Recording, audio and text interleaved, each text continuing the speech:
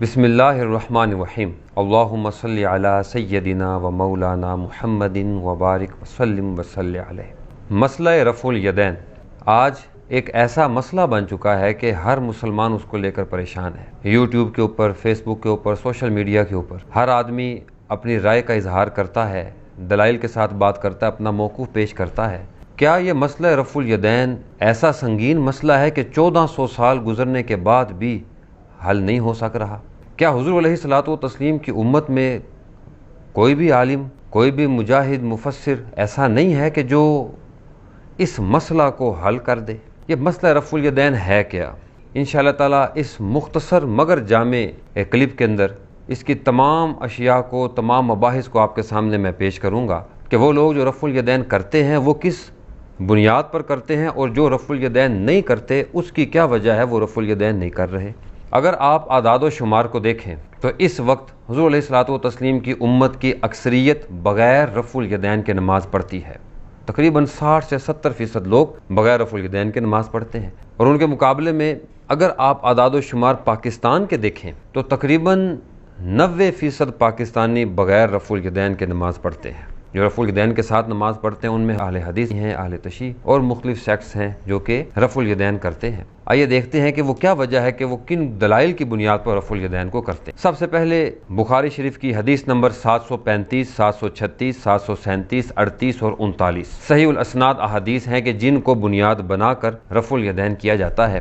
ان میں سے 735، 36، 38 اور 39 یہ حضرت عبداللہ ابن عمر رضی اللہ تعالی عنہ سے مروی، جبکہ 737 حدیث نمبر یہ حضرت مالک بن حویرث رضی اللہ تعالی عنہ سے مروی ہے۔ ساری حدیث تو بیان نہیں کرتا، اس کا مفہوم میں آپ کو پیش کر دیتا ہوں۔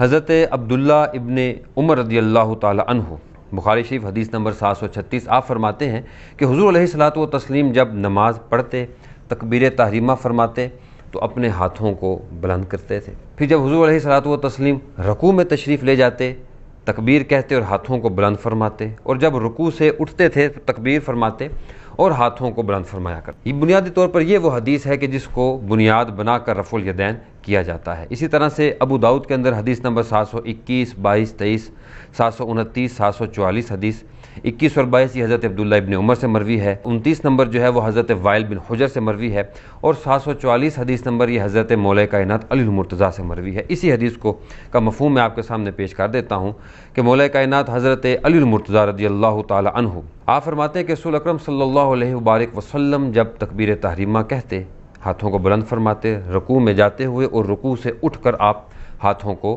بلند فرمایا کرتے۔ یہ وہ حدیث ہے جس کو بنیاد بنایا جاتا۔ اس کے علاوہ سنن ابن ماجہ کی حدیث نمبر 858، 859، 862، 864 اور 66 یہ وہ احادیث ہیں جن کو بنیاد بنا کر رفع الیدین کیا جاتا ہے۔ 858 جو حدیث ہے وہ حضرت عبداللہ ابن عمر سے ہے، 859 مالک بن حویرث سے ہے، 862 ابو حمید الساعدی سے ہے، 864 علی المرتضیٰ رضی اللہ تعالی عنہ، 866 حضرت انس بن مالک سے مروی ہے۔ یہی میں حدیث آپ کے سامنے پیش کر دیتا ہوں۔ ان انس ان رسول اللہ صلی اللہ علیہ وسلم کان یرفع یدیہ اذا دخل فی الصلاۃ و اذا رکع، صحیح حدیث ہے، صریح حدیث ہے۔ آپ فرماتے ہیں کہ جب حضور علیہ الصلوۃ والتسلیم رفع الیدین فرماتے تو تکبیر تحریمہ فرماتے تو رفع الیدین کرتے تھے، اور جب آپ رکوع میں تشریف لے جاتے تو رفع الیدین کیا کرتے تھے۔ یہ وہ صحیح سند کے ساتھ احادیث ہیں جن کو بنیاد بنا کر امت کا ایک کثیر تعداد، ایک گروہ، بہت بڑا گروہ جو کہ رفع الیدین کے ساتھ نماز پڑھتا ہے۔ اب آپ سنیں وہ لوگ جو رفع الیدین نہیں کرتے وہ کن احادیث کو بنیاد بنا کر ترک رفع الیدین کے قائل ہیں۔ سب سے پہلے جو حدیث پیش کی جاتی ہے وہ جامع ترمذی کی حدیث نمبر 257 حضرت سیدنا عبداللہ ابن مسعود رضی اللہ تعالی عنہ سے مروی ہے، اور یہ حدیث بخاری اور مسلم کی شرائط پر صحیح ہے، اور امام ترمذی نے اس کو حسن قرار دیا ہے۔ حضرت سیدنا عبداللہ ابن مسعود رضی اللہ تعالی عنہ روایت ہے، آپ فرماتے ہیں، حدیث کے الفاظ ہیں کہ آپ نے فرمایا کیا میں تمہیں نماز پڑھ کے نہ دکھاؤں جیسے حضور علیہ الصلوۃ والتسلیم نماز پڑھا کرتے تھے؟ تو آپ نے نماز پڑھی، فلم یرفع، صحابی کہتے ہیں فلم یرفع یدیہ الا فی اول مرہ، تو آپ نے صرف تکبیر تحریمہ کے وقت اپنے ہاتھوں کو بلند فرمایا تھا، اس کے علاوہ اپنے ہاتھوں کو بلند نہیں فرمایا۔ یہ وہ بنیادی طور پر حدیث مبارکہ جس کو بنیاد بنایا جاتا ہے۔ اس کے علاوہ سنن ابی داؤد کی حدیث نمبر 748 اور 753، 748 حدیث نمبر حضرت عبداللہ ابن مسعود سے، انہی مفہوم کے ساتھ، الفاظ کے ساتھ حدیث ہے، الفاظ بدل جاتے ہیں، مفہوم یہی ہے۔ 753 نمبر حدیث مبارکہ حضرت سیدنا ابو ہریرہ رضی اللہ تعالی عنہ سے، آپ فرماتے ہیں کانا رسول اللہ صلی اللہ علیہ وسلم اذا دخل فی الصلاۃ رفع یدیہ مضاجعا، جب حضور علیہ الصلوۃ والتسلیم نماز میں داخل ہوتے، تشریف لے جاتے تو اپنے ہاتھوں کو بلند فرماتے۔ اب یہاں پر رکوع میں نہ تو رفع الیدین کو کرنے کا ذکر ہے، نہ ہی نہ کرنے کا ذکر ہے، لیکن امام ابو داؤد اس حدیث کو کس باب میں لے کے آئے؟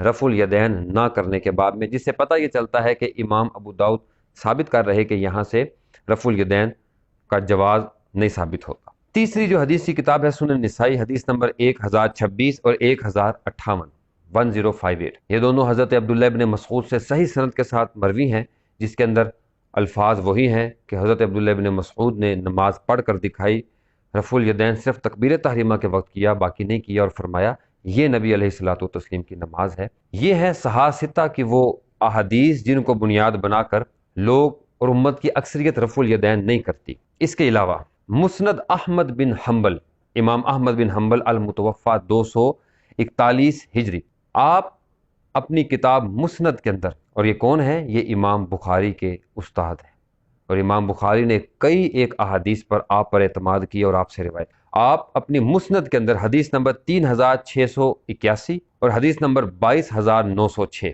عدم رفع الیدین یہاں سے ثابت ہوتا۔ حدیث نمبر 3681 حضرت عبداللہ ابن مسعود سے مروی ہے، وہی الفاظ ہیں، وہی مفہوم ہے جو پہلے ذکر ہو گیا۔ 22906 جو حدیث ہے، یہ اس کا میں آپ کو خلاصہ پیش کر دیتا ہوں۔ حضرت ابو مالک اشعری رضی اللہ تعالی عنہ حضور علیہ الصلوۃ والتسلیم کے بڑے جلیل القدر صحابی ہیں۔ حضور کے پردہ فرمانے کے بعد آپ نے اپنے اہل علاقہ کو جمع فرمایا، یا معشر الاشعریین، اے اشعرین کے گروہ جمع ہو جاؤ۔ آپ نے وضو کرنے کا طریقہ سکھایا، آپ نے صفیں باندھنے کا طریقہ سکھایا، پہلے مردوں کو کھڑا کیا، ان کے بعد بچوں کو کھڑا کیا، ان کے بعد عورتوں کی صف بنائی، پھر آپ نے نماز کا طریقہ بتایا۔ حدیث کے الفاظ آپ کے سامنے حدیث صفحہ پر حوالہ کے ساتھ آ جائے گی۔ آپ نے تکبیر تحریمہ کے وقت رفع الیدین کیا، اس کے بعد ثنا پڑھی، سورۃ فاتحہ پڑھی، 7 سورت ملائی، اور جب آپ رکوع میں گئے آپ نے تکبیر تو کہی لیکن رفع الیدین نہیں فرمایا۔ اسی طریقہ سے جب آپ رکوع سے اٹھے ہیں، سر مبارک کو اٹھایا، تو آپ نے سمع اللہ لمن حمدہ تو فرمایا، لیکن تکبیر تحریمہ کے ساتھ آپ نے ہاتھوں کو بلند نہیں فرمایا۔ اس حدیث سے ثابت ہوتا ہے کہ یہ حضور علیہ الصلوۃ والتسلیم کی نماز تھی۔ آگے آ جائیے، مصنف ابن ابی شیبہ، امام ابن ابی شیبہ جن کا نام ابو بکر ہے، بعض روایات میں عثمان بھی آتا ہے۔ آپ اپنی کتاب المصنف اس میں لکھتے ہیں، اور یہ ابن ابی شیبہ کون ہیں؟ یہ بخاری اور مسلم دونوں کے استاد ہیں، اتنے سینئر محدث ہیں۔ بخاری مسلم نے کئی ایک احادیث آپ سے روایت کی ہیں۔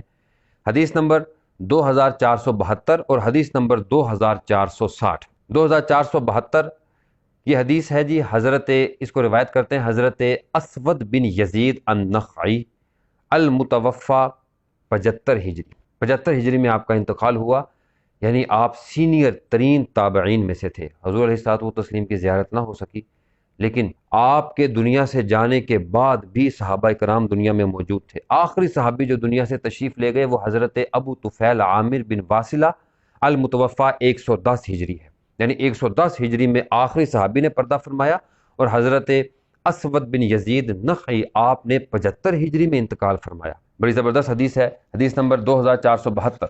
آپ فرماتے ہیں کہ میں نے حضرت عمر فاروق رضی اللہ تعالی عنہ کے پیچھے نماز پڑھی، اور آپ صرف تکبیر تحریمہ میں ہاتھ کو بلند فرماتے تھے، اس کے علاوہ نماز میں ہاتھوں کو بلند نہیں فرمایا کرتے تھے۔ یہ وہ حدیث ہے جس کو بنیاد بنایا جاتا ہے۔ اس کے علاوہ حدیث نمبر 2460، حضرت مولا کائنات سیدنا علی المرتضیٰ رضی اللہ تعالی عنہ، حضرت عاصم بن کلیب آپ سے روایت کرتے ہیں کہ ان علی کان یرفع یدیہ اذا افتتح الصلاۃ، کہ حضرت مولا کائنات علی المرتضیٰ صرف تکبیر تحریمہ کے وقت ہاتھوں کو بلند فرمایا کرتے تھے، اس کے علاوہ نماز میں ہاتھ کو بلند نہیں فرماتے تھے۔ صحیح سند کے ساتھ حدیث ہے۔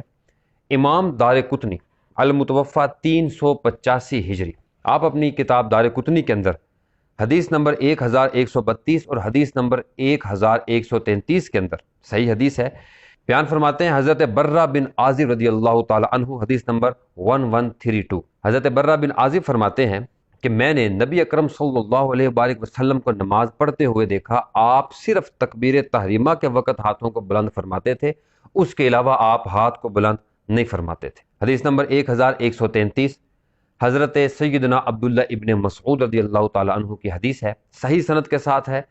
آپ فرماتے ہیں کہ میں نے حضور علیہ الصلوۃ والتسلیم کو بھی دیکھا، حضرت ابو بکر صدیق کو بھی دیکھا، حضرت عمر فاروق کو بھی نماز پڑھتے ہوئے دیکھا۔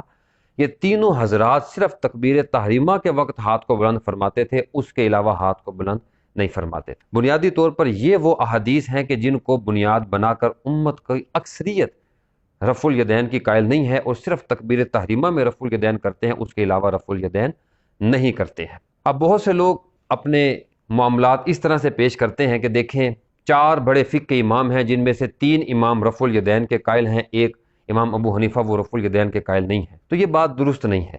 امام مالک، جنہوں نے حدیث کی سب سے پہلی کتاب لکھی الموطا امام مالک، وہ بھی رفع الیدین کے قائل نہیں تھے۔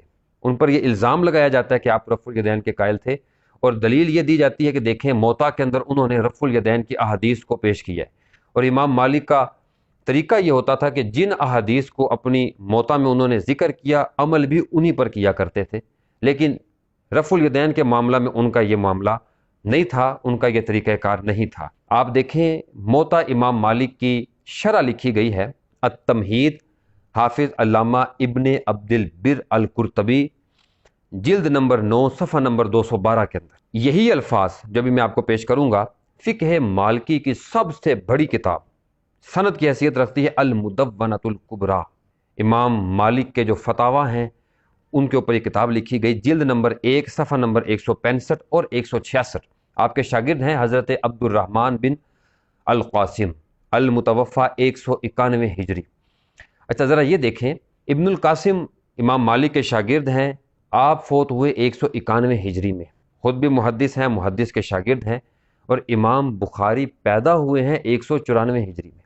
ان کے فوت ہو جانے کے، دین کی اتنی خدمت کرنے کے بعد 3 سال بعد امام بخاری کی ولادت ہوئی۔ آپ المدونۃ الکبریٰ کے اندر امام مالک کا عمل لکھتے ہیں اور فرماتے ہیں کہ امام مالک رحمۃ اللہ تعالی علیہ سوائے تکبیر تحریمہ کے نماز کے اندر ہاتھوں کو بلند فرمانا یا بلند کرنا اس کو ضعیف سمجھتے تھے، صریح الفاظ کے ساتھ۔ اور دلچسپ بات یہ ہے کہ اس کے نیچے وہ حضرت عبداللہ ابن مسعود کی حدیث کو بھی لے کر آئے، حضرت برہ بن عازب رضی اللہ تعالی عنہ ان کی حدیث کو بھی لے کے آئے، اور مولا کائنات علی المرتضیٰ کی حدیث کو بھی پیش کرتے ہیں کہ دیکھیں ان احادیث کی وجہ سے امام مالک تکبیر تحریمہ کے علاوہ نماز میں رفع الیدین کرنے کو ضعیف سمجھا کرتے تھے۔ اس کے علاوہ ایک کتاب ہے تفسیر ابن عباس، حضرت عبداللہ بن عباس حضور کے صحابی ہیں، آپ کے شاگرد نے آپ کے اقوال پر موجود ایک ذخیرہ لکھا ہے قرآن مجید کی تفسیر کا،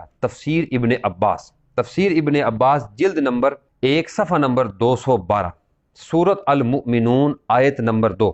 اللہ رب العزت نے فرمایا الذین ھم فی صلاتہم خاشعون، وہ لوگ جو اپنی نماز کے اندر خشوع و خضوع کرتے ہیں۔ اس کی تفسیر کے اندر حضرت سیدنا عبداللہ ابن عباس فرماتے ہیں کہ خاشعون سے کون لوگ مراد ہیں؟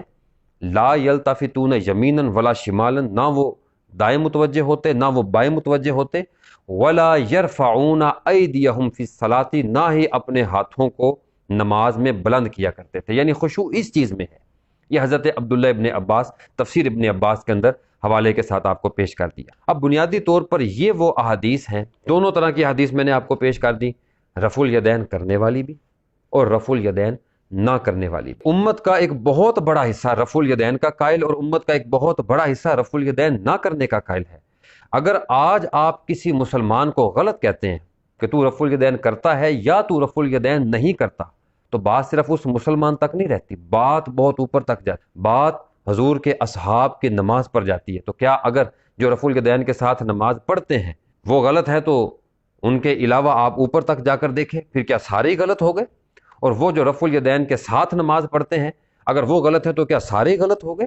ایسا نہیں ہے۔ آپ ذرا ناموں کو سماعت فرمائیں، وہ لوگ جو رفع الیدین کے قائل ہیں، حضرت عبداللہ ابن عمر، حضرت مالک بن حویرث، حضرت وائل بن حجر، حضرت مولا کائنات علی المرتضیٰ، ان کی ایک حدیث روایت ہے رفع الیدین کرنے کی اور دوسری روایت ہے نہ کرنے کی۔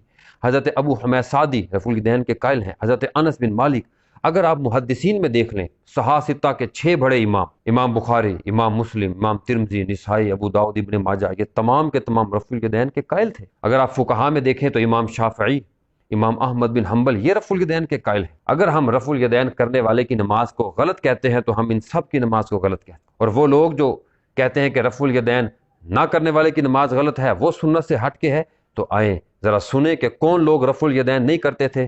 حضرت سیدنا ابو بکر صدیق، جیسا کہ آپ کو احادیث سے ثابت کر دیا، حضرت عمر فاروق، مولا کائنات علی المرتضیٰ، حضرت عبداللہ ابن مسعود، حضرت عبداللہ ابن عباس، حضرت ابو ہریرہ، حضرت ابو مالک اشعری، حضرت برہ بن عازب، اور اگر آپ محدثین و فقہا میں دیکھیں تو امام ابو حنیفہ، امام محمد، امام ابو یوسف، امام مالک، یہ بڑے بڑے نام رفع الیدین نہ کرنے کے قائل تھے۔ اب آپ کس کو صحیح کہیں، کس کو غلط کہیں؟ میرا اس کے اندر ایک موقف اور نظریہ ہے جو میں آپ کے سامنے پیش کرتا ہوں۔ اگر مقصد حاصل ہو جائے، راستہ جون سا بھی اپنا لیا جائے، وہ راستہ قابل قبول ہوتا ہے۔ اگر آپ نماز کے اندر جو اصل نماز کا مقصد ہے اس کو حاصل کر لیتے ہیں، چاہے آپ رفع الیدین کریں یا نہ کریں، جلسہ استراحت کریں یا نہ کریں، چاہے آپ قیام طویل کریں یا کم کریں، اگر اصل مقصد حاصل ہو رہا تو اللہ رب العزت آپ کی نماز کو قبول کر لیتا ہے، بھلے طریقہ کوئی سا بھی ہو جائے۔ اور اس کی میں آپ کو دلیل پیش کرتا ہوں۔ صحابی روایت کرتے ہیں کہ غزوہ خندق کے بعد حضور علیہ الصلوۃ والتسلیم نے فوری طور پر مسلمانوں کو حکم دیا کہ بنو قریظہ چلے، جہاد کرنا ہے، جنگ ہے یہودیوں کے ساتھ میں حضور نے تنبیہ فرمائی کہ نماز بنو قریظہ میں جا کر پڑھنی ہے۔ اب مسلمان چل پڑے، جو جس حالت میں تھا نکل پڑا۔ روایت میں آتا ہے کہ راستے کے اندر 2 گروہ مسلمانوں کے بن گئے۔ ایک گروہ یہ کہتا تھا کہ ہماری عصر کی نماز قضا ہو جائے گی، ہم راستے میں پڑھ لیتے ہیں، اور جو حضور نے فرمایا ہے کہ عصر کی نماز بنو قریظہ میں جا کر پڑھنی ہے، مقصد یہ ہے کہ وہاں پر جلدی پہنچنا ہے، اندھیرا نہ ہو۔ دوسرے گروہ نے کہا کہ نہیں، حضور نے فرمایا ہے کہ نماز آپ نے بنو قریظہ میں جا کر پڑھنی ہے تو ہم وہیں پر جا کر پڑھیں گے۔ آدھے مسلمانوں نے نماز راستے میں پڑھ لی، آدھے مسلمانوں نے نماز بنو قریظہ میں جا کر پڑھی، اور دلچسپ بات یہ ہے کہ دونوں مسلمانوں کا جو گروہ ہیں وہ وقت پر بنو قریظہ پہنچ گئے۔ اب جب حضور کے سامنے یہ مقدمہ رکھا گیا، یہ بات پیش کی گئی، تو حضور نے کسی کے سرزنش نہیں فرمائی، حضور نے کسی کو غلط نہیں فرمایا، حضور نے فرمایا دونوں گروہ اپنی اپنی جگہ پر درست۔ اب اس حدیث کو بنیاد بنا کر میں آپ کے سامنے یہ مسئلہ رفع الیدین کو پیش کرتا ہوں۔ اصل مقصد ہے نماز میں اللہ رب العزت سے جڑ جانا، اللہ سے بات کرنا، اللہ کی توجہ حاصل کرنا۔ اگر نماز میں اللہ کی توجہ حاصل ہو جائے، بھلے آپ رفع الیدین کرتے ہوں یا نہ کرتے ہوں، میرا ذوق اور عقیدہ یہ کہتا ہے کہ اللہ کے ہاں آپ کی نماز مقبول و منظور ہو۔ لیکن اگر آپ نماز کا اصل مقصد حاصل نہیں کر پاتے، جو نماز ہمیں پیغام دے رہی ہے وہ حاصل نہیں کر پاتے، تو بے شک آپ رفع الیدین کے ساتھ پڑھیں یا بغیر رفع الیدین کے پڑھیں، اگر آپ کی نماز ہی قبول نہیں ہے تو آپ کے عمل کا کیا فائدہ۔ یہاں پر ایک آخر میں چھوٹی سی بات، لوجک کی بات آپ کے سامنے کرنا چاہتا ہوں۔ بہت سے لوگ یہ کہتے ہیں کہ دیکھو امام بخاری کتنے بڑے محدث ہیں، رفع الیدین کے قائل ہیں، اور ان کے مقابلے میں امام ابو حنیفہ ہیں جو کہ محدث نہیں ہیں، صرف فقیہ ہیں، فقہ کے امام ہیں۔ تو جو محدث ہوتا ہے، علم حدیث ہوتا ہے، وہ زیادہ مضبوط ہے، تو جو محدث ہے اس کی بات کو مانا جائے، جو فقیہ ہے اس کی بات کو نہ مانا جائے۔ لوجیکل بات ہے، بہت سے لوگ اس میں پڑ جاتے ہیں کہ دیکھو محدث کی بات تو بڑی بات ہوتی ہے۔ آئے میں آپ کے سامنے اس کا جواب بھی لوجیکلی دیتا ہوں، عقلی اور منطقی طور پر۔ امام ابو حنیفہ کی ولادت ہوئی 80 ہجری میں، کثیر تعداد میں صحابہ اکرام کی صحبت میں رہے، ان سے احادیث کو لیا، ان کے عمل کو دیکھتے رہے۔ 150 ہجری میں امام ابو حنیفہ اس دنیا سے پردہ فرما کے فوت ہو۔ امام بخاری پیدا ہوئے ہیں 194 ہجری میں، یعنی امام ابو حنیفہ کے فوت ہونے کے 44 سال بعد امام بخاری دنیا میں تشریف لائے ہیں۔ 256 ہجری میں آپ کا وصال ہوا امام بخاری کا۔ امام ابو حنیفہ، ان کے شاگرد ہیں امام محمد بن حسن الشیبانی، بڑا نام ہے۔ امام محمد کے شاگرد ہیں امام شافعی، ایک پورا فقہ ہے، مسلک ہے اس کے اوپر۔ امام شافعی کے شاگرد ہیں امام احمد بن حنبل، اور امام احمد بن حنبل کے شاگرد ہیں امام بخاری۔ اگر آپ لوجیکلی، منطقی اور عقلی طور پر بھی اس کو سوچیں تو وہ شخص جس نے صحابہ کی صحبت حاصل کی، جس نے براہ راست صحابہ کو دیکھا، صحابہ کو نماز پڑھتے دیکھا، ان سے مسائل سنے، کیا وہ اس وہم میں پڑے گا؟ میں آپ کے سامنے آخری بات یہ کرتا ہوں کہ دونوں گروہوں کے پاس اپنے اپنے دلائل موجود ہیں، رفع الیدین کرنے والوں کے پاس بھی اور نہ کرنے والوں کے پاس بھی۔ اگر نماز کا اصل مقصد حاصل ہو جائے تو جس طریقے پر بھی نماز پڑھی جائے، ہو سکتا ہے میری اس بات سے میرا ادارہ یا میری جماعت متفق نہ ہو، لیکن ہر بندے کی اپنی رائے ہوتی ہے، وہ اپنا اظہار کرتا ہے۔ میری رائے یہ ہے کہ اگر نماز کا اصل مقصد حاصل ہو جائے، طریقہ کوئی بھی اپنا لیا جائے، انشاءاللہ تعالی اللہ رب العزت اس طریقے کو، اس نماز کو قبول و منظور فرمائے گا۔ اللہ رب العزت ہماری اس نشست کا، اس سیشن کو اپنی بارگاہ میں قبول فرمائے اور اس سے استفادہ کرنے کی توفیق عطا فرمائے۔ وما علیہ الا البلاغ المبین، وصلی اللہ تعالی علی حبیبہ محمد وبارک وسلم وصلی علیہ۔